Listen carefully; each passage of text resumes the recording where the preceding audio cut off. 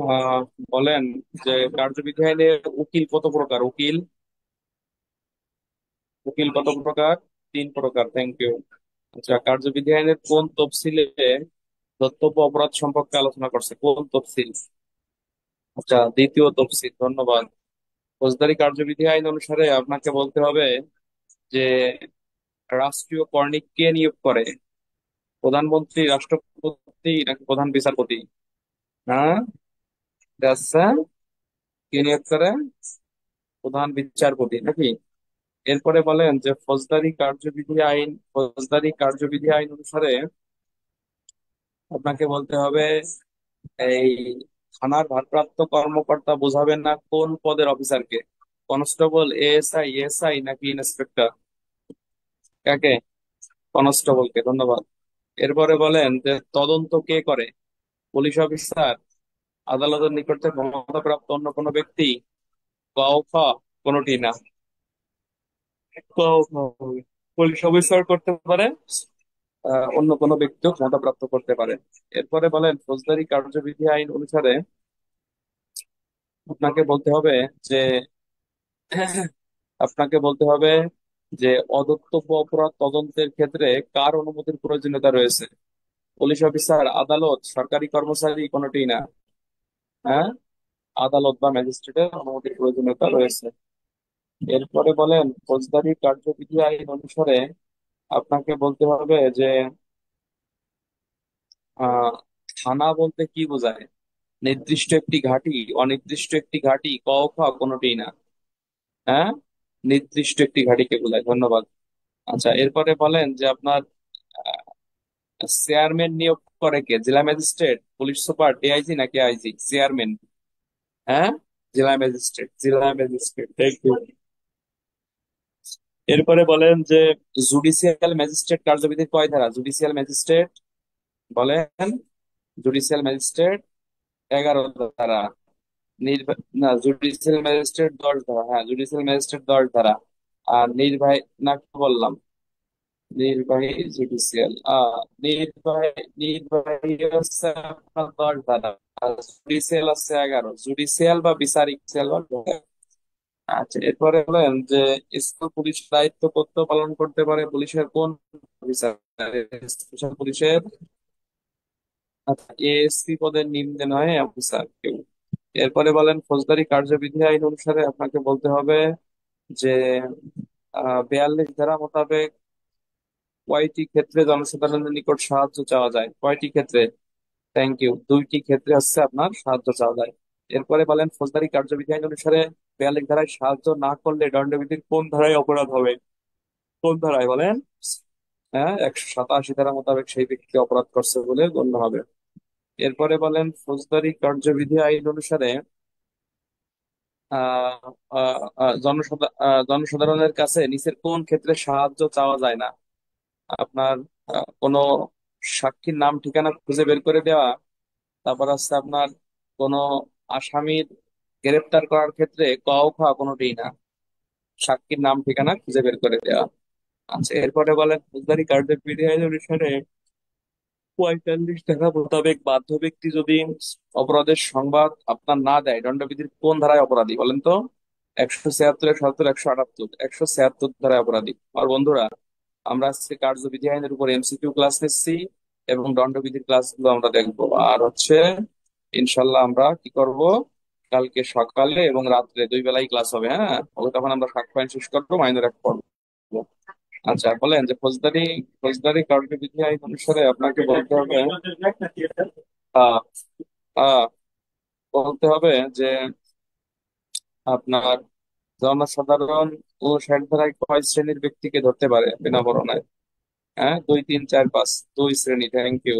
সবাই কমেন্ট করবেন, সবাই কমেন্ট করবেন। এরপরে বলেন ফৌজদারি কার্যবিধি আইন অনুসারে আপনাকে বলতে হবে যে আহ, পুলিশ অফিসারকে হয়রানির উদ্দেশ্যে মিথ্যা সংবাদ পরিবেশন করলে দণ্ডবিধির কয় ধারায় অপরাধী?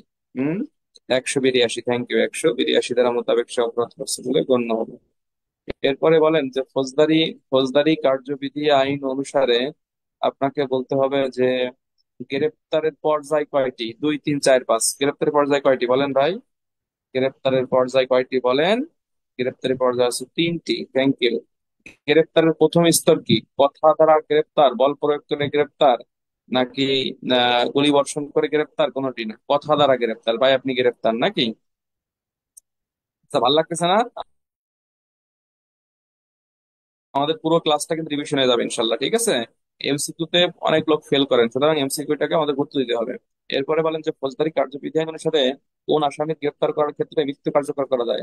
মৃত্যুদণ্ডপ্রাপ্ত আসামি, যাবজ্জীবন দণ্ডপ্রাপ্ত আসামি, ক ও খ, কোনটি না। বলেন। ক ও খ হবে, ক ও খ দুটাই হবে। এরপরে বলেন যে ফৌজদারি কার্যবিধি আইন অনুসারে আসামি কোনো গৃহে প্রবেশ করলে কার অনুমতি নিয়ে গ্রেপ্তার করতে হবে? বাড়ির মালিকের, আসামির, উকিলের, নাকি আদালতের? কার? বাড়ির মালিকের অনুমতি নিয়ে গ্রেপ্তার করতে হবে। এরপরে বলেন যে ফৌজদারি ফৌজদারি কার্যবিধি আইন অনুসারে আপনাকে বলতে হবে যে বাড়ির মালিক অনুমতি না দিলে নিচের কোন কাজটি করা যাবে? দরজা জানলা ভাঙ্গে প্রবেশ করা যাবে না, দরজা জানলা ভাঙ্গে প্রবেশ করা যাবে, আইনি কোনো বিধান নেই, নাকি কোনোটি না? কি হবে? দরজা জানলা ভাঙ্গে ভিতরে প্রবেশ করা যাবে। এরপরে বলেন যে ফৌজদারি কার্যবিধি আইন অনুসারে আপনাকে বলতে হবে যে নারীর দেহ তল্লাশি করার ক্ষেত্রে কয়টি শর্ত আবশ্যক? 2, 3, 4, 5, কয়টি বলেন? দুইটি শর্ত। নারীর দেহ তল্লাশি করার ক্ষেত্রে কার উপস্থিতি বাধ্যতামূলক? হলো নারী, কোনো পুরুষের, পরে হচ্ছে আপনার প্রবেশন কর্মকর্তা, নারীর উপস্থিতি বাধ্যতামূলক। আচ্ছা। এরপরে বলেন যে ফৌজদারি কার্যবিধি আইনে আপনাকে বলতে হবে যে 51 ধারা মোতাবেক দেহ তল্লাশির বিধান রয়েছে কার? গ্রেপ্তারকৃত ব্যক্তির, নাকি জামিনে রয়েছে এমন ব্যক্তি? ক ও খ কোনোটাই না, গ্রেপ্তারকৃত ব্যক্তি। ধন্যবাদ। এরপরে বলেন যে ফৌজদারি কার্যবিধি আইন অনুসারে আপনাকে বলতে হবে 54 ধারায় বিনা পরোয়ানায় গ্রেপ্তার করতে পারে কি? সকল পদের অফিসার, কনস্টেবল থেকে এএসআই, এএসআই থেকে এসআই, নাকি এসআই থেকে আপার? হ্যাঁ, সকল পদের অফিসার। Thank you. এরপরে বলেন ফৌজদারি কার্যবিধি আইন অনুসারে 54 ধারা মোতাবেক গ্রেফতার করার ক্ষেত্রে আপনার এই আহ, চোরাই মাল আটক হলে সেক্ষেত্রে যুক্তিসঙ্গত অজুহাত প্রমাণ করার দায়িত্ব কার? আপনার চোরের, আসামির, নাকি পুলিশ, কি বলে ওটা, পুলিশ অফিসার লেখা আদালতে? কার? চোরের বা আসামির, ঠিক আছে। এরপরে বলেন ফৌজদারি কার্যবিধি আইনের 565 ধারার বিধান লঙ্ঘন করলে কোন ধারা মোতাবেক বিনা পরোয়ানায় গ্রেফতার করা যায়? 54 ধারা, 57 ধারা, 58 ধারা, নাকি 59 ধারা? 54 ধারা। Thank you. এরপরে বলেন যে ফৌজদারি কার্যবিধি আইন অনুসারে আপনার মিথ্যা নাম ঠিকানা দিলে কোন ধারা মোতাবেক বিনা পরোয়ানায় গ্রেফতার করা যায়? 57, 58, 59, কয় ধারা বলেন? 57 ধারা মোতাবেক বিনা পরোয়ানায় গ্রেফতার করা যায়। এরপরে বলেন যে ফৌজদারি কার্যবিধি আইন অনুসারে সমনের অতিরিক্ত পরোয়ানা ইস্যু করা হয় কার্যবিধির কোন ধারায়? 90, 91, 92, নাকি 93? Thank you. আছে 90 ধারা মোতাবেক সমনের অতিরিক্ত পরোয়ানা ইস্যু করা যায়। এরপরে বলেন ফৌজদারি কার্যবিধি আইন অনুসারে আপনাকে বলতে হবে যে 24 ঘন্টার বেশি আপনার আটক রাখা নিষেধ বাংলাদেশ সংবিধানে কত অনুচ্ছেদের কথা বলছে? 33 অনুচ্ছেদ, 35 অনুচ্ছেদ, নাকি 42 অনুচ্ছেদ? কত? 33 অনুচ্ছেদে বলছে। Thank you. আমার কথা কি ক্লিয়ার শোনা যায়? এই যে আব্দুল করিম, রুবেল আহমেদ, শওকাত খান, ক্লিয়ার শোনা যায় না? নাহিদ, ক্লিয়ার শোনা যায়? Thank you. এরপরে এইটা হারুন কেমন আছো? হারুন, হারুন ভালো আছো? হারুন লাল চেয়ারে বসে ক্লাস করতেছে। আচ্ছা, এরপরে বলো যে ফৌজদারি কার্যবিধি আইন অনুসারে সমনের অমান্য করলে দণ্ডবিধি কোন ধারায় অপরাধী হয়? সমন অমান্য করলে, হ্যাঁ থ্যাংক ইউ, 174 ধারা মোতাবেক সে অপরাধ করছে বলেই গণ্য হবে। ASI Faruk sir, heavy smart লাগছে আপনারে ভাই। প্রধান বিচারপতির গানম্যান বলে কথা, হ্যাঁ? সুন্দর লাগছে মাশাআল্লাহ।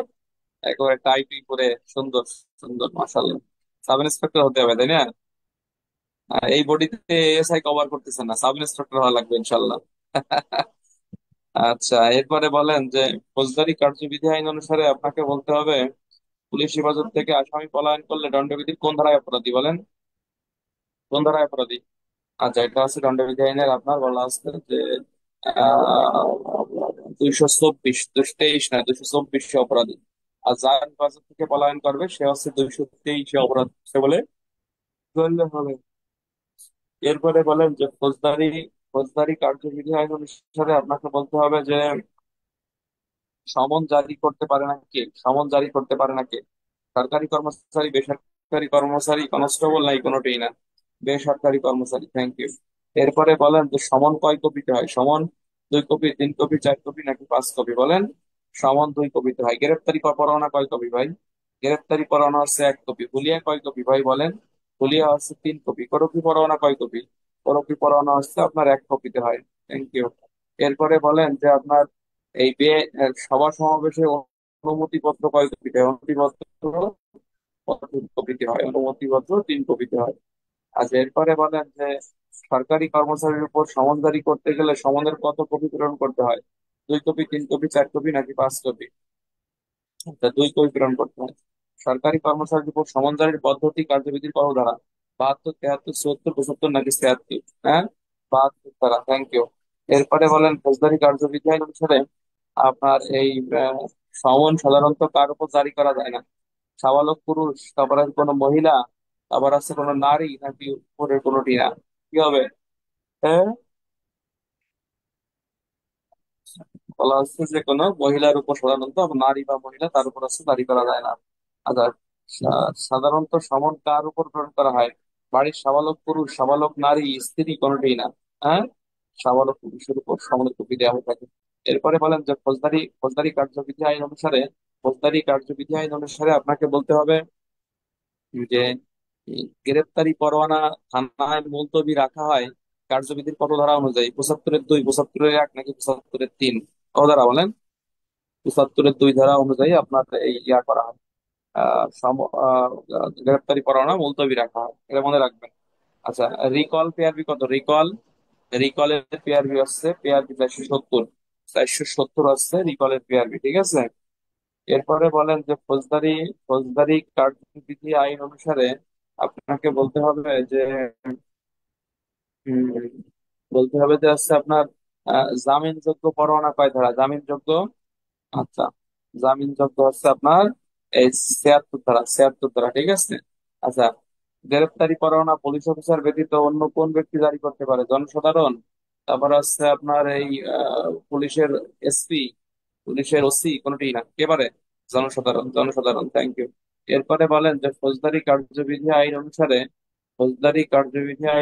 আপনাকে বলতে হবে যে আপনার এই গ্রেপ্তারি পরোয়ানা মেট্রো এলাকায় কে তামিল করবে? পুলিশ অফিসার, জনসাধারণ, ক খ কোনোটি না। হ্যাঁ, মেট্রো এলাকায় শুধুমাত্র পুলিশ অফিসার, মেট্রো এলাকায় পুলিশ অফিসার, ঠিক আছে। আচ্ছা, কোন শ্রেণীর ম্যাজিস্ট্রেট জনসাধারণকে গ্রেপ্তারি পরোয়ানা তামিলের নির্দেশ দেবে? কোন শ্রেণীর ম্যাজিস্ট্রেট? প্রথম শ্রেণী, দ্বিতীয় শ্রেণী, তৃতীয় শ্রেণী, চতুর্থ শ্রেণী? Thank you. প্রথম শ্রেণীর ম্যাজিস্ট্রেট হচ্ছে আপনার গ্রেপ্তারি পরোয়ানা তামিলের হচ্ছে আপনার নির্দেশ দেবে। এরপরে বলেন যে ফৌজদারি কার্যবিধি আইন অনুসারে আপনাকে বলতে হবে যে এখতিয়ারের বাইরে গ্রেপ্তারি পরোয়ানা পুলিশ তামিল করতে পারে কোন ধারায়? 83 ধারা, 84 ধারা, 85 ধারা নাকি 86 ধারা? হ্যাঁ, 84। Thank you. 84, 84, 84 ধারা। কত মাইলের ভিতরে আসামি গ্রেপ্তার করলে পরোয়ানা ইস্যুকারী আদালতে পাঠাইতে হয়? কত মাইলের মধ্যে বলেন তো? হ্যাঁ, 20, 20 মাইলের মধ্যে। 20 মাইলের মধ্যে, 20 মাইলের মধ্যে।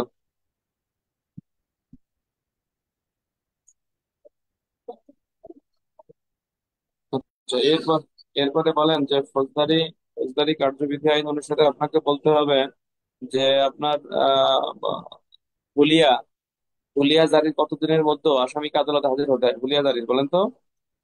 কমপক্ষে 30 দিন, 20 দিন, 21 দিন, 30 দিনের মধ্যে, 30 দিনের মধ্যে আসামিকে আদালতে যেতে হয়। এরপরে বলেন ফৌজদারি কার্যবিধি আইন অনুসারে হুলিয়ার 1 কপি আদালতে লটকিয়ে দেওয়ার দায়িত্ব কার? পুলিশ অফিসার, আদালতের কর্মচারী, জনসাধারণের? কার দায়িত্ব? হ্যাঁ, আদালতের দায়িত্ব। Thank you.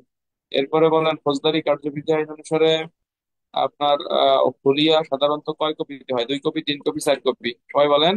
2 কপিতে, 3 কপিতে হুলিয়া 3 কপিতে হয়, ঠিক আছে। এরপরে বলেন যে ফৌজদারি কার্যবিধি আইন অনুসারে আপনাকে বলতে হবে যে এই, হুলিয়া যদি কোনো ব্যক্তি অমান্য করে বা হুলিয়া কপি ছিঁড়ে ফেলে দণ্ডবিধি কয় ধারায় অপরাধী? 172, 173 নাকি 174? না, 172 না ভাই, 173 ধারা মোতাবেক সে অপরাধ করছে বলে গণ্য হবে। এরপরে বলেন যে সাধারণত কোন সম্পত্তি ক্রয় করা যায়, স্থাবর সম্পত্তি, অস্থাবর সম্পত্তি, কোথা কোনোটি না। সম্পত্তি তো, হ্যাঁ, স্থাবর অস্থাবর উভয় প্রকারের সম্পত্তি আপনার ইয়ে করার, কি বলে এটা, আপনার ক্রয় করা যায়। আচ্ছা, এরপরে বলেন যে ফৌজদারি ফৌজদারি কার্যবিধি আইন অনুসারে, ফৌজদারি কার্যবিধি আইন অনুসারে আপনাকে বলতে হবে যে আপনার এই আহ, আহ, নিরপরাধ ব্যক্তির সম্পত্তি ক্রয় করা হলে কতদিনের মধ্যে উক্ত সম্পত্তি ফেরত পাওয়ার জন্য আবেদন করতে হবে? 1 বছর, নাকি 6 মাস, নাকি কোনোটি না? হ্যাঁ, 6 মাস, থ্যাংক ইউ। আচ্ছা, একজন ব্যক্তির সম্পত্তি ক্রয় করা হলে উক্ত ব্যক্তি কত বছরের মধ্যে আবেদন করলে সে সম্পত্তি ফেরত পাবে? 24 মাস, 2 বছর, বা কোনোটি না? হ্যাঁ, 24 মাস, 24 মাস বা 2 বছর, ঠিক আছে কিনা? 2 বছরের মধ্যে যদি আমি করে তাহলে এটা হবে। এরপরে বলেন যে ফৌজদারি কার্যবিধি আইন অনুসারে আপনাকে বলতে হবে যে 94 ধারা মোতাবেক দলিল দাখিলের জন্য নির্দেশ কে দিতে পারে? আদালত নাকি পুলিশ অফিসার, কে পারে ভাই? হুম। আচ্ছা, আদালত এবং পুলিশ অফিসার উভয় আছে আপনার এই ইয়া করতে পারে, মানে কি কি কি বলতেছে এটা, যে আপনার নির্দেশ দিতে পারে। আচ্ছা, থ্যাংক ইউ।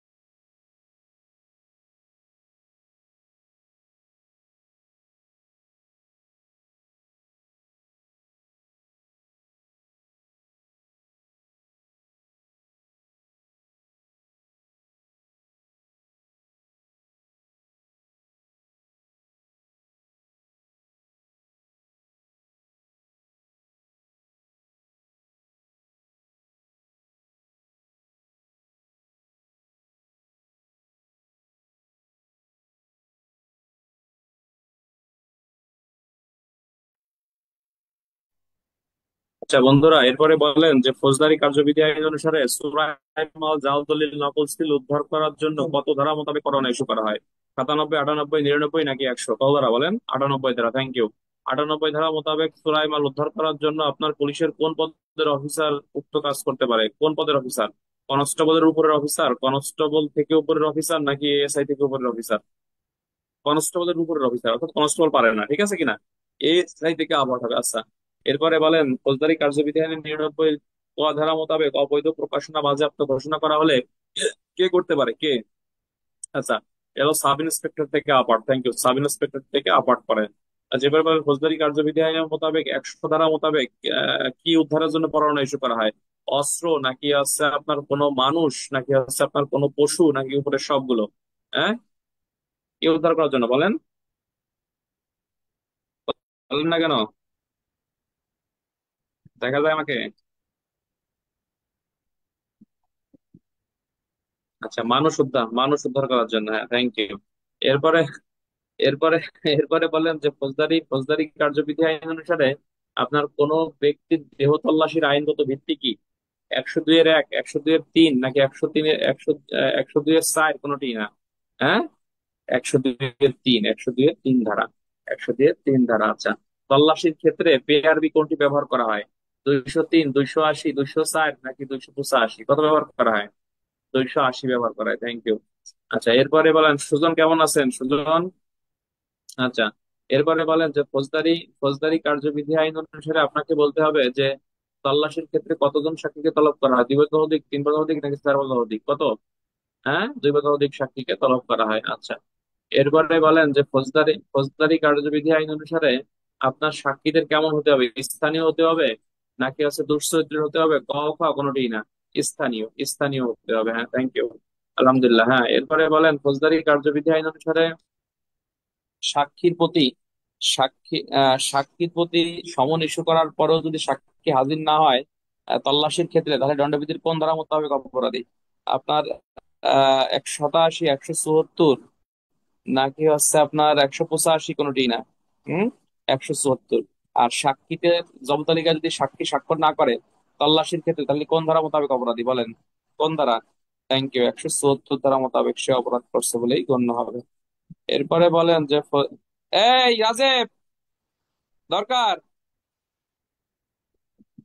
দরকার, আসো। ফৌজদারি।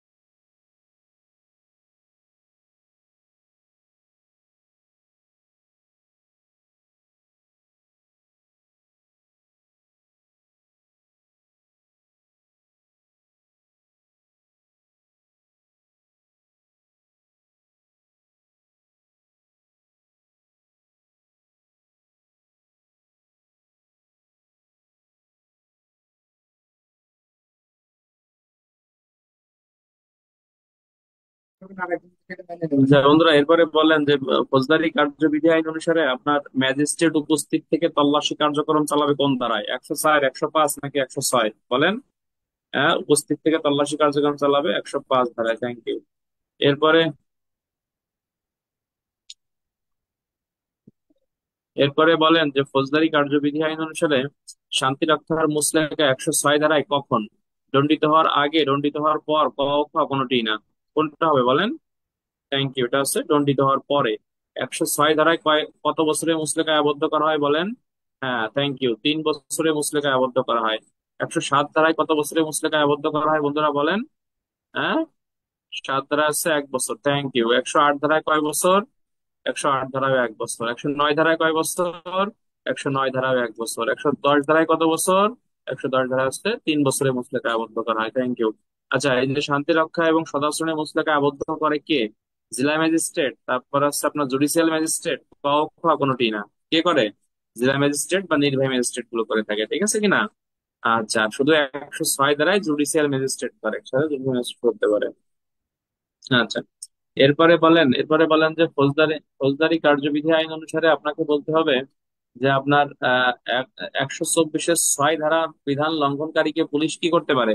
বিনা পরোয়ানায় গ্রেপ্তার করতে পারে, আদালতে প্রতিবেদন দিতে পারে, আইনে কোনো বিধান নেই নাকি কোনোটি না? কি করতে পারে বলেন?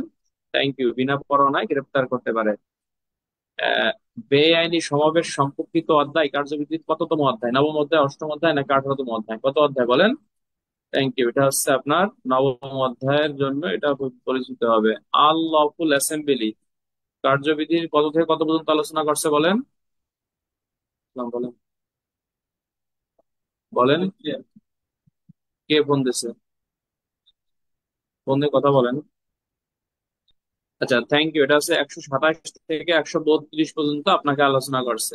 আচ্ছা, বেআইনি সবাই ছত্রভঙ্গ করার জন্য নির্দেশ দিতে পারে কে? বলেন, কে পারে? হ্যাঁ, এটা পারে হচ্ছে আপনার থানার ভারপ্রাপ্ত কর্মকর্তা পারে। Thank you. আবার আমরা যদি পুলিশ আইন খেয়াল করি, পুলিশ আইনে কিন্তু থানার ওসি পারে, এসপি পারে, এএসপি পারে এবং ইন্সপেক্টরও কিন্তু পারে, তাই না? একজন ইন্সপেক্টরও পারে, এটা পুলিশ আইনে বলছে, তাই না? কিন্তু সিআরপিসি তে শুধুমাত্র আমরা ওসির কথা দেখি আমরা, তাই না?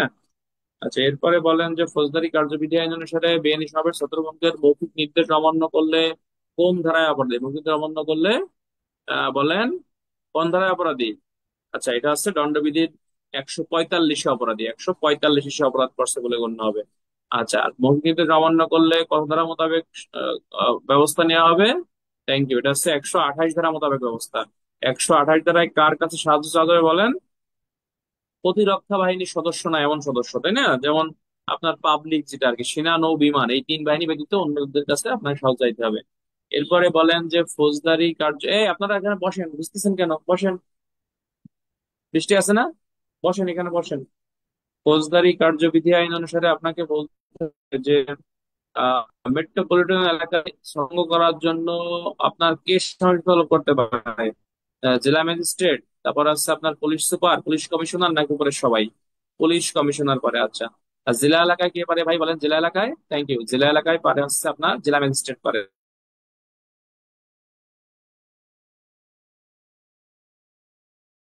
হ্যাঁ, জেলা এলাকায় পারে হচ্ছে আপনার জেলা। Thank you. এরপরে আপনাকে বলতে হবে যে আহ ফৌজদারি ফৌজদারি কার্যবিধি আইন অনুসারে আপনাকে বলতে হবে যে আহ, বা বা বা বা বেআইনি সমাবেশ ছত্রভঙ্গের কাজে যে সকল অফিসার অংশগ্রহণ করেছিল তাদের রক্ষা কবচ হিসেবে কাজ করে নিচের কোন ধারা? 132, 131 নাকি 128? এই কোনোটি না। হম 132 ধারা কাজ করে ভাই, 132 ধারা। Thank you. এরপরে বলেন যে ফৌজদারি কার্যবিধি আইন অনুসারে আপনাকে বলতে হবে যে আহ জরুরি আদেশ কত মাসের বেশি স্থায়ী হয় না? 2 মাস, 3 মাস, 4 মাস নাকি 1 মাস? কত মাসের বেশি স্থায়ী হয় না বলেন? Thank you. জরুরি আদেশ হচ্ছে আপনার 2 মাসের বেশি আপনার স্থায়ী হবে না। বলেন যে জরুরি আদেশ কে জারি করে? জেলা ম্যাজিস্ট্রেট, নির্বাহী ম্যাজিস্ট্রেট, ক খ নাকি কোনোটি না? কে করে ভাই? জরুরি আদেশ জারি করে আছে জেলা ম্যাজিস্ট্রেট বা ক্ষমতাপ্রাপ্ত অপর কোনো নির্বাহী ম্যাজিস্ট্রেট এটা জারি করতে পারে। এরপরে বলেন যে ফৌজদারি কার্যবিধি আইন অনুসারে জরুরি আদেশ জারি হয় নিচের কোন ক্ষেত্রে? আইন শৃঙ্খলা রক্ষা করার ক্ষেত্রে, নাকি হচ্ছে আপনার এই কোনো আসামি গ্রেপ্তার করার ক্ষেত্রে, নাকি হচ্ছে আপনার শান্তি ভঙ্গ যাতে না হয় সেই ক্ষেত্রে, নাকি ক ও গ? কোন ক্ষেত্রে? ক ও গ হবে, ক ও গ হবে। হ্যাঁ, থ্যাংক ইউ। এরপরে বলেন ফৌজদারি কার্যবিধি আইন অনুসারে স্থাবর সম্পত্তি নিয়ে কলহ বা বিরোধ দেখা দিলে কোন ধারা অনুযায়ী ব্যবস্থা? 145 থেকে 148, 145 থেকে 146, ক খ কোনোটি না। কোনটা হবে বলেন? 145 থেকে 148 ধারা অনুযায়ী আপনার ব্যবস্থা গ্রহণ করতে হবে। আচ্ছা, এরপরে বলেন ফৌজদারি কার্যবিধি আইন অনুসারে কোনো ব্যক্তি কোনো স্থাবর সম্পত্তি কত মাস পূর্বে দখলে থাকলে ওই ব্যক্তি প্রকৃত দখলদার হিসেবে গণ্য হবে? কত মাস পূর্বে বলেন? Thank you. এটা হচ্ছে বলা আছে যে 145 থেকে এই 45 ধারায় 2 মাস পূর্বে যে ব্যক্তি দখলে আছে সেই ব্যক্তি প্রকৃত দখলদার হিসেবেই গণ্য হবে। এই ক্লাসটা কি ভালো লাগতেছে আপনাদের ভাই? আমি আশা করি যে অবশ্যই ভালো লাগবে, কেননা আমরা এই এমসিকিউ তে আমাদের অনেক লোক ফেল করতেছে। এমসিকিউ তে পাশ না করতে পারলে তো ভাই আপনি পরবর্তী ধাপে যেতে পারবেন না, সুতরাং এটাকে কখনো অবহেলা করা যাবে না। আমরা আগামীকাল 2 বেলা ক্লাস নেবো ইনশাআল্লাহ। এই মুহূর্তে আমাদের মানে বাকি দেওয়ার কোনো সুযোগ নাই। আমার আজকে থানাতে এসপি স্যার আসছিলেন, ইন্সপেকশন হয়েছে, সারাদিন ব্যস্ত, তারপরে কিন্তু ক্লাস নেওয়ার চেষ্টা করতেছি ইনশাআল্লাহ। আচ্ছা, এরপরে বলেন যে ফৌজদারি কার্যবিধি অনুসারে আপনাকে বলতে হবে আপনার আহ, পানি বা বা পুকুর বা ব্যবহৃত সম্পত্তি নিয়ে বিরোধ দেখা দিলে কার্যবিধির কোন ধারায় ব্যবস্থা? 147, 148 নাকি 146? কোন ধারায় ব্যবস্থা বলেন? হ্যাঁ, 147, 147 ধারায় ব্যবস্থা, এটা 147 ধারায় ব্যবস্থা। আচ্ছা, এরপরে বলেন যে স্থাবর সম্পত্তি নিয়ে কলহ বা বিরোধ দেখা দিলে সর্বজনীন ম্যাজিস্ট্রেট করা? 146, 708 বলেন? 148 ধারা। Thank you. এটা হচ্ছে 148 ধারা। এরপরে বলেন যে ফৌজদারি কার্যবিধি আইন অনুসারে আপনাকে বলতে হবে যে আমলযোগ্য অপরাধ সংক্রান্ত বিষয়ের কার্য বিবরণী কত? আমলযোগ্য অপরাধ কত? আচ্ছা, এটা হচ্ছে 149 থেকে 153। 149 থেকে 153, থ্যাংক ইউ। এরপরে বলেন যে ফৌজদারি কার্যবিধি আইন অনুসারে আমলযোগ্য অপরাধ প্রতিরোধ করতে পারে কে? সকল পদের অফিসার, এএসআই থেকে আপওয়ার্ড, এসআই থেকে আপওয়ার্ড, কোনোটি না। কে পারে ভাই? Thank you. এটা সকল পদের অফিসার আপনার পারে। পরে বলেন যে ফৌজদারি কার্যবিধি আইন অনুসারে আপনার আহ 151 ধারা মোতাবেক পুলিশ কোন ক্ষেত্রে বিনা বনায় গ্রেপ্তার করতে পারে? আমলযোগ্য অপরাধ করেছে এমন ক্ষেত্রে, আমলযোগ্য অপরাধ করতে পারে এমন ক্ষেত্রে, ক ও খ কোনটি না। বলেন? বলেন? আমল অপরাধ করতে পারে এমন ক্ষেত্রে। Thank you. এর বলেন যে ফৌজদারি কার্যবিধি আইন অনুসারে আপনাকে থানা এলাকায় অবৈধ বাটখারাকে তল্লাশি করতে পারে? থানার ওসি, ইন্সপেক্টর, উপরে সবাই? কে পারে বলেন? কে পারে? থানার ও, থ্যাংক ইউ। এটা হচ্ছে থানার ওসি পারে। এরপরে বলেন যে ফৌজদারি কার্যবিধি আইন অনুসারে আমাকে বলতে হবে কার্যবিধির কোন ধারায় পুলিশ ক্ষমতা দিচ্ছে? 152, 153, 154 নাকি 51? কোন ধারায় ক্ষমতা দিচ্ছে বলেন? Thank you. এটা হচ্ছে আপনার বলা আছে যে 153 ধারায় ক্ষমতা দেওয়া হয়েছে। আচ্ছা, এরপরে বলেন যে সরকারি সম্পত্তি ক্ষতির হাত থেকে রক্ষা করার ক্ষেত্রে পুলিশ ক্ষমতা আছে? 152, 151? হ্যাঁ,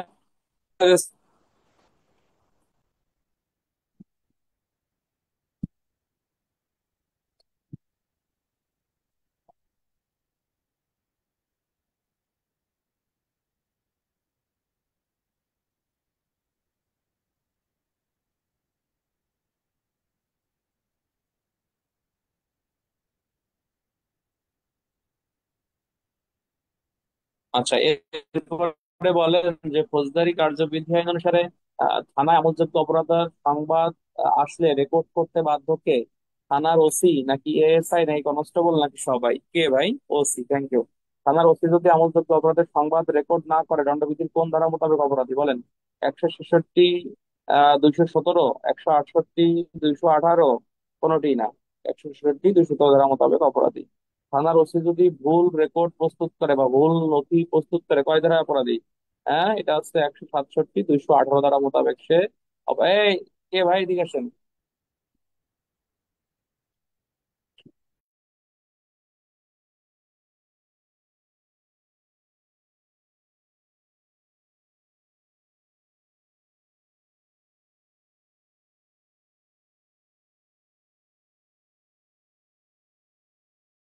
Recording stopped.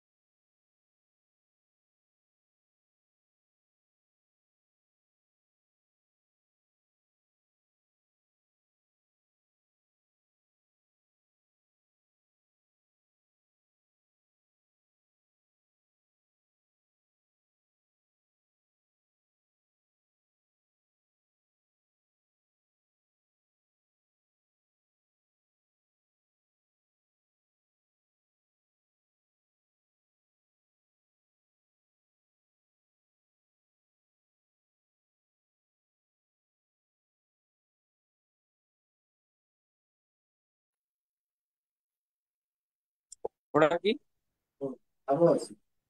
এই, আপনারা একটু লাইনে থাকেন ভাই, একটু কথা বলতেছি তো, লাইন থাকেন 2 মিনিট, হ্যাঁ।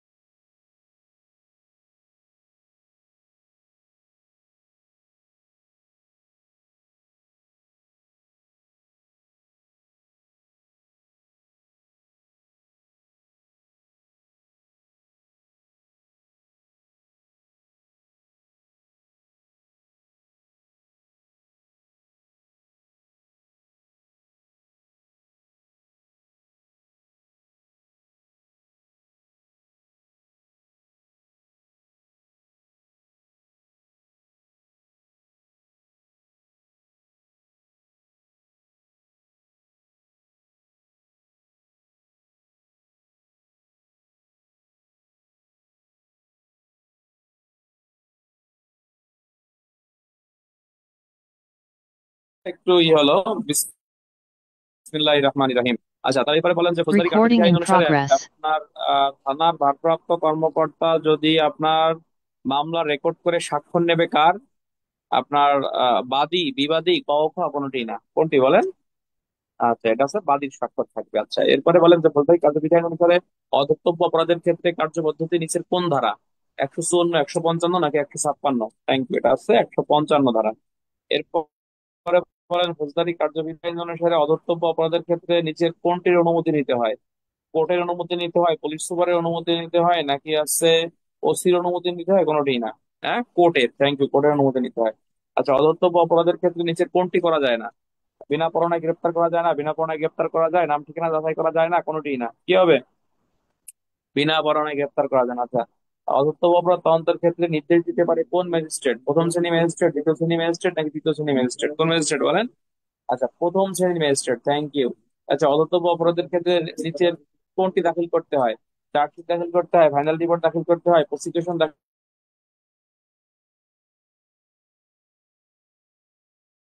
করতে হয়, ক খ কোনটি না, কোনটি বলেন? প্রসিকিউশন দাখিল করতে হয়, থ্যাংক ইউ।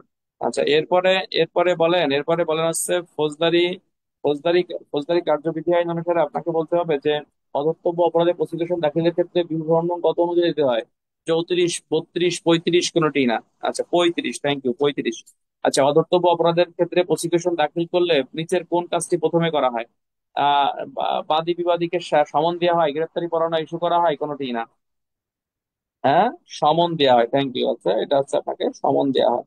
এরপরে বলেন যে ফৌজদারি কার্যবিধি আইন অনুসারে আপনাকে বলতে হবে যে আপনার এই ধর্তব্য অপরাধ তদন্তের ক্ষেত্রে ক্ষমতা রয়েছে কার? থানার ওসি, কনস্টেবল, এএসআই, কোনোটি না। হ্যাঁ, ওসি, ওসি, থ্যাংক ইউ। এরপরে বলেন যে থানার ওসি কোথায় ধর্তব্য অপরাধ তদন্ত করতে পারে? থানা এলাকার মধ্যে, থানা এলাকার বাইরে, আইনে কোনো বিধান নেই, কোনোটি না। কি হবে বলেন? হ্যাঁ, এটা হচ্ছে আপনার থানা এলাকার ভিতরে, থ্যাংক ইউ। এরপরে বলেন যে ধর্তব্য অপরাধ তদন্তের ক্ষেত্রে নিচের কাকে প্রশ্ন করা যাবে না? পুলিশ অফিসারকে, তারপরে হচ্ছে আপনার জনসাধারণকে, ক খ কোনোটি না। বলেন কাকে প্রশ্ন করা যাবে না? থ্যাংক ইউ, এটা হচ্ছে আপনার জনসাধারণকে কোনো প্রশ্ন, পুলিশ অফিসারের কোনো প্রশ্ন করা যাবে না। এরপরে বলেন যে ফৌজদারি কার্যবিধি আইন অনুসারে আপনাকে বলতে হবে যে ফৌজদারি কার্যবিধি আইন অনুসারে আপনাকে বলতে হবে জনসাধারণ জনসাধারণ জনসাধারণ আপনার এই আহ 59 ধারা মোতাবেক কোনো ব্যক্তি গ্রেফতার করার পরে সাধারণত কার নিকট হাজির করে? পুলিশ অফিসারের নিকট, এলাকার চেয়ারম্যানের নিকট, কোনোটিই না। কার নিকট বলেন? হ্যাঁ, পুলিশ অফিসারের নিকট হাজির করে, পুলিশ অফিসার, থ্যাংক ইউ। এরপরে বলেন যে ফৌজদারি কার্যবিধি আইন অনুসারে আপনাকে বলতে হবে যে আপনাকে বলতে হবে যে আপনার এই ধর্তব্য অপরাধ সংক্রান্তে সাক্ষী তলবের ক্ষমতা রয়েছে পুলিশের কার্যবিধির কোন ধারায়? 165, 160, 167, কোনোটিই না, বলেন? হ্যাঁ, 160 ধারায়। 160 ধারায় আপনার সাক্ষী তলবের ক্ষমতা রয়েছে, থ্যাংক ইউ। 160 ধারায় আছে সাক্ষী তলবের আপনার ক্ষমতা রয়েছে, থ্যাংক ইউ। এরপরে বলেন যে ফৌজদারি কার্যবিধি আইন অনুসারে আপনার কতজন সাক্ষীকে তলব করা যাবে? দুই বা অধিক, এক বা একাধিক, কোনোটি না। হ্যাঁ, দুই বা অধিক সাক্ষীকে তলব করা যাবে। দণ্ডবিধি আইনের সাক্ষীকে তলব করার পর সাক্ষী হাজির না হলে দণ্ডবিধির কোন ধারায় অপরাধী? 173, 174, 175, নাকি 188? থ্যাংক ইউ, 174 ধারা মোতাবেক সাক্ষী অপরাধ করছে বলে গণ্য হবে। এরপরে বলেন যে ফৌজদারি কার্যবিধি আইন অনুসারে আপনাকে বলতে হবে যে সমনের সম আহ, আপনার কার্যবিধি আইনের 161 ধারার ক্ষেত্রে জবানবন্দিতে কে স্বাক্ষর করবে না? সাক্ষী, পুলিশ অফিসার, ক খ নাই, কোনোটি না। কে স্বাক্ষর করবে না বলেন? থ্যাংক ইউ, এটা হচ্ছে আপনার বলা হচ্ছে যে আপনার এই সাক্ষী স্বাক্ষর করবে না, সাক্ষী স্বাক্ষর করতে বাধ্য না। আচ্ছা, এরপরে বলেন ফৌজদারি কার্যবিধি আইনের 162 ধারা মোতাবেক সাক্ষীর বিবৃতি সাক্ষ্য আইনের কোন ধারাকে ব্যাহত করে না? 27 ধারাকে ব্যাহত করে না, 32-এর 1 ক্ষেত্রে ব্যাহত করে না, কোনটি না। কি হবে? 27 ধারাকে ব্যাহত করে না। আচ্ছা, এরপরে বলেন আসামির স্বীকারোক্তিমূলক জবানবন্দি রেকর্ড রেকর্ড করতে পারে কোন ম্যাজিস্ট্রেট? আপনার জুডিশিয়াল ম্যাজিস্ট্রেট, তারপরে হচ্ছে আপনার প্রথম শ্রেণীর ম্যাজিস্ট্রেট, তারপরে হচ্ছে আপনার বিচারিক ম্যাজিস্ট্রেট, উপরের সবগুলো, সবগুলো প্রথম শ্রেণী জুডিশিয়াল, হ্যাঁ, এগুলো সবাই রেকর্ড করতে পারে। আচ্ছা, এরপরে বলেন ফৌজদারি কার্যবিধি আইন অনুসারে আসামি স্বীকারোক্তিমূলক জবানবন্দি রেকর্ড করতে গেলে কত ঘন্টা সময় দিতে হবে? 2 ঘন্টা, 3 ঘন্টা, 4 ঘন্টা নাকি 5 ঘন্টা? আচ্ছা, 3 ঘন্টা সময় দেবে, 3 ঘন্টা, থ্যাংক ইউ। এরপরে বলেন যে ফৌজদারি কার্যবিধি আইন অনুসারে আসামির স্বীকারোক্তিমূলক জবানবন্দির রেকর্ডের ক্ষেত্রে আসামির স্বীকারোক্তিমূলক জবানবন্দি রেকর্ড করার ক্ষেত্রে আপনার আসামিকে কোনটি দেখানো যাবে না? ভয়ভীতি, প্রলোভন, প্রতিশ্রুতি, পার্থিব সুবিধা, উপরের সবগুলো? কোনটি হবে? হ্যাঁ, উপরের সবগুলো, থ্যাংক ইউ, এটা হচ্ছে উপরের সবগুলো হবে। এরপরে বলেন যে ফৌজদারি কার্যবিধি আইন অনুসারে আপনাকে বলতে হবে যে আপনাকে বলতে হবে যে আপনাকে বলতে হবে যে হচ্ছে আপনার এই থানা এলাকার মধ্যে বিনা পরোয়ানায় থানার ওসি তল্লাশি করতে পারে কোন ধারায়? 165, থ্যাংক ইউ, 165। আচ্ছা, থানা এলাকায় বিনা পরোয়ানায় তল্লাশি করতে পারে নিচের কি উদ্ধারের ক্ষেত্রে? মামলা সংশ্লিষ্ট দ্রব্য, বস্তু, আলামত নাকি উপরের সবগুলো? থ্যাংক ইউ, এটা হচ্ছে উপরের সবগুলো। থানা এলাকার বাইরে বিনা পরোয়ানায় তল্লাশি করাতে হয় নিচের কোন পদের অফিসারের দ্বারা? ইন্সপেক্টর পদের নিম্নে নয়, এসআই পদের নিম্নে নয়, এএসআই পদের নিম্নে নয়, থ্যাংক ইউ, ইন্সপেক্টর পদের নয়। আচ্ছা, ফৌজদারি কার্যবিধি আইন অনুসারে আপনার এই 165, 66 ধারায় তল্লাশির ক্ষেত্রে কার ক্ষমতা বর্ণনা করছে? পুলিশের ক্ষমতা, তারপর হচ্ছে সেনাবাহিনীর ক্ষমতা, বিমান বাহিনীর ক্ষমতা নাকি উপরের সবগুলো? পুলিশের ক্ষমতা, থ্যাংক ইউ। এরপরে বলেন ফৌজদারি কার্যবিধি আইনের 165, 66 তল্লাশির ক্ষেত্রে কার্যবিধি কোন কোন ধারার পদ্ধতি অনুসরণ করতে হবে? 102, 3, 103, 4, 105, 6 কোনটি না? 102, 3 ধারার পদ্ধতি অনুসরণ করতে হবে, থ্যাংক ইউ। এই, আমার কথা কি শুনতে পাচ্ছেন আপনারা? শোনা যায় ভাই আমার কথা? এরপরে বলেন যে ফৌজদারি কার্যবিধি আইন অনুসারে আপনাকে বলতে হবে যে বা সাক্ষ্য অপর্যাপ্ত হলে নিচের কোনটি করতে হয়? আসামিকে জামিন দিতে হয় না, আইনি কোনো বিধান নেই নাকি কোনোটি না? কি হবে ভাই? আসামিকে জামিন দিতে হয়, থ্যাংক ইউ। এরপরে বলেন ফৌজদারি কার্যবিধি আইন অনুসারে আপনার যে সাক্ষ্য প্রমাণ পর্যাপ্ত হলে নিচের কোন কাজটি আবশ্যক? আসামিকে কোর্টে প্রেরণ করতে হয়, কোর্টে প্রেরণ করতে হয় না, আইনি কোনো বিধান নেই, কোনোটি না। এদিকে আসেন। হ্যাঁ, বুঝলাম। কি এটা? তারা আপনি কি কাজ জন্য করতেছেন? ওই স্যারের কাছে যাবেন? ও, আপনি স্যারের রুমের থেকে আছেন? কে পাঠাইছে কেটে এটা?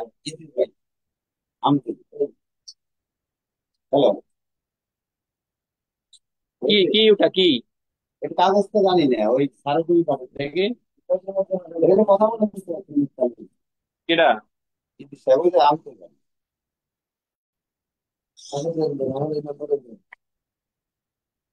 অভিযোগের বুঝতে পারছি। হ্যাঁ, বলেন ডিউটি অফিসার, Recording বলেন ডিউটি stopped. অফিসার, বলেন।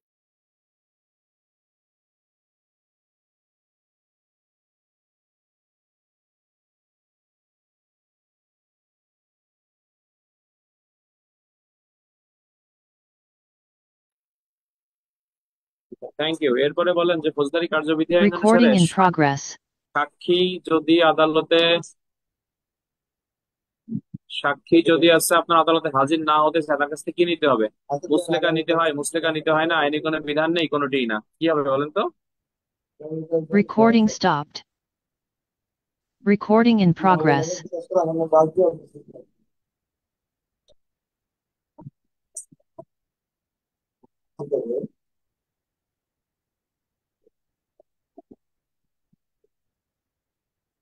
Recording stopped. আচ্ছা, এবারে বলেন ফৌজদারি কার্যবিধি আইন অনুসারে Recording in progress. সাক্ষীকে আদালতে হাজির করার দায়িত্ব কার উপর বর্তায়? পুলিশ অফিসারের উপর বর্তায়, জনসাধারণের উপর বর্তায়, ক খ কোনোটি না? কি হবে ভাই? পুলিশ অফিসারের উপর বর্তায়, থ্যাংক ইউ। আচ্ছা, এরপরে বলেন যে নারী শিশুদের সাক্ষীকে আদালতে হাজির করার দায়িত্ব কার উপর বর্তায়? পুলিশ অফিসার, জনসাধারণ নাকি প্রবেশন কর্মকর্তা? পুলিশ অফিসারের উপর, থ্যাংক ইউ। এরপরে বলেন যে ফৌজদারি কার্যবিধি আইন অনুসারে আপনার কেস ডায়েরি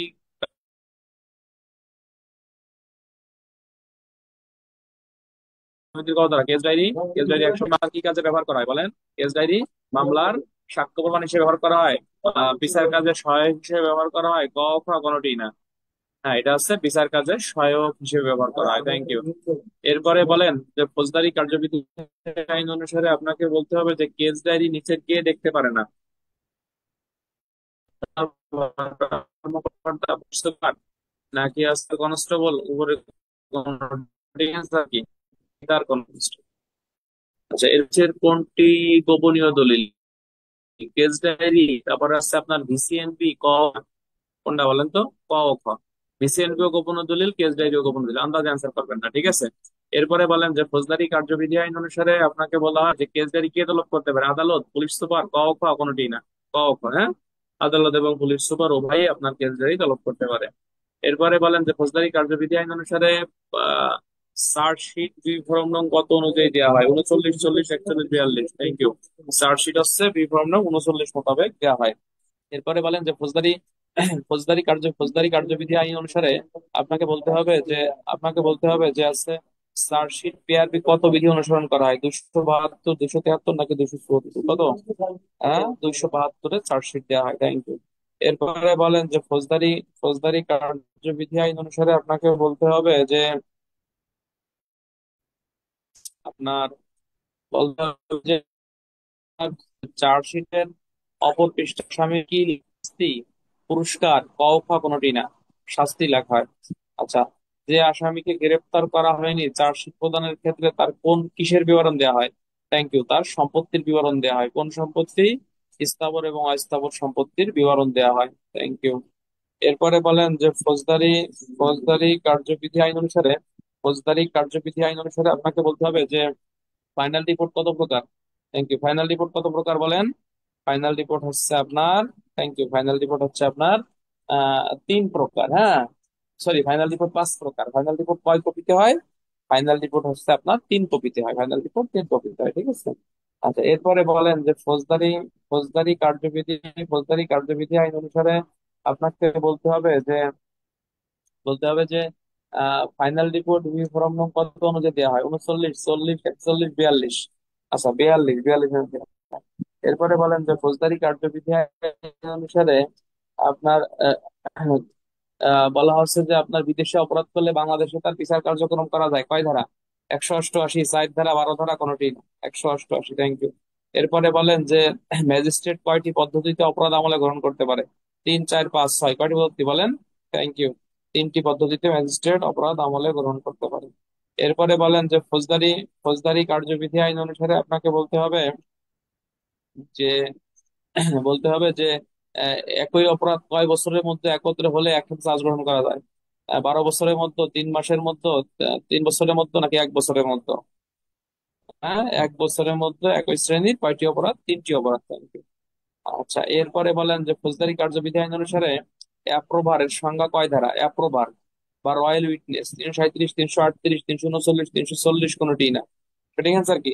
337 বা 338-এ অ্যাপ্রোভারের সংজ্ঞা দিচ্ছে। আচ্ছা, এরপরে বলেন রাজসাক্ষীর বিচার করা যায় কার অনুমতি নিয়ে? হাইকোর্টের অনুমতি নিয়ে, তারপর আছে আদালতের অনুমতি নিয়ে, নাকি আছে উকিলের অনুমতি নিয়ে? হাইকোর্টের অনুমতি নিয়ে। আচ্ছা, রাজসাক্ষীর ক্ষেত্রে নিচের কোন বাক্যটি সঠিক? রাজসাক্ষী যে কোনো ব্যক্তি হতে পারে। এজাহার নামীয় যে কোনো ব্যক্তি রাজসাক্ষী হতে পারে।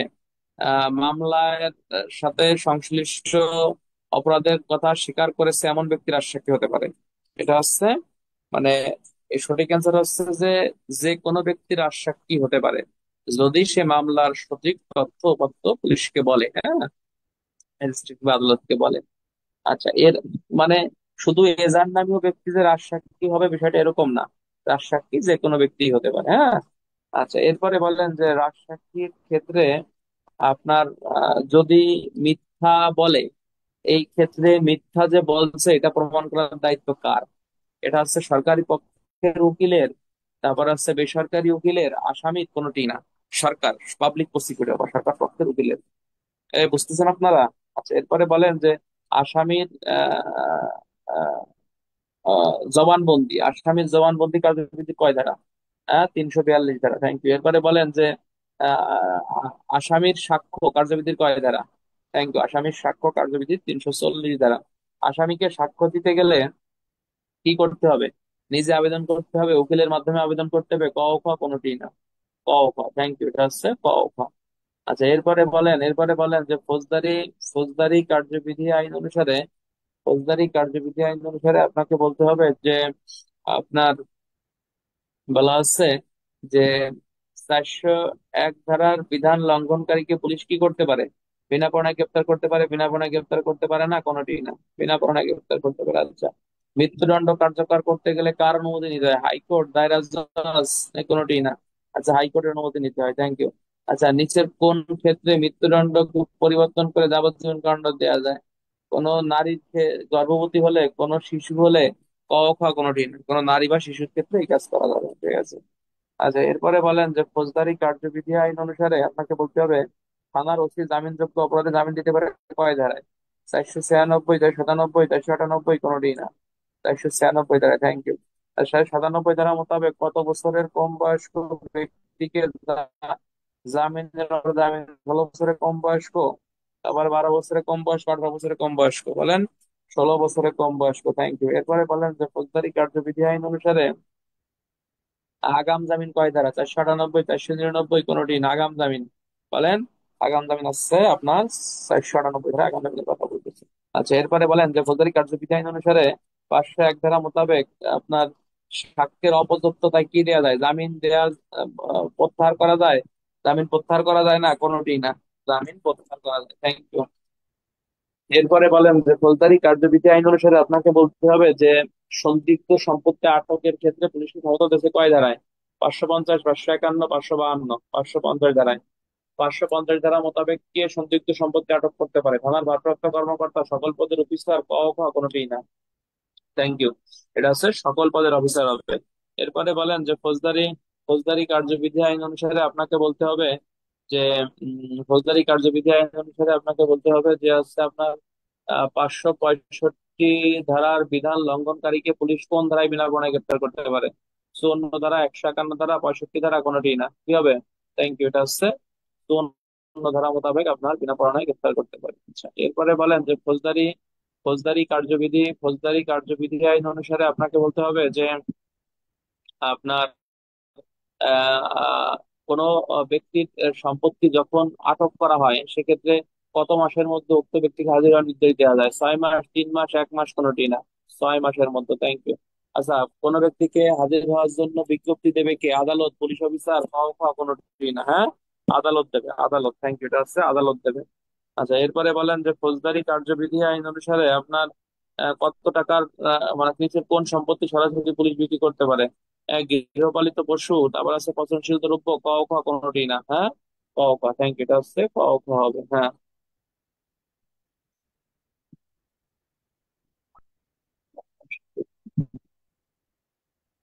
আচ্ছা, এরপরে বলেন যে ফৌজদারি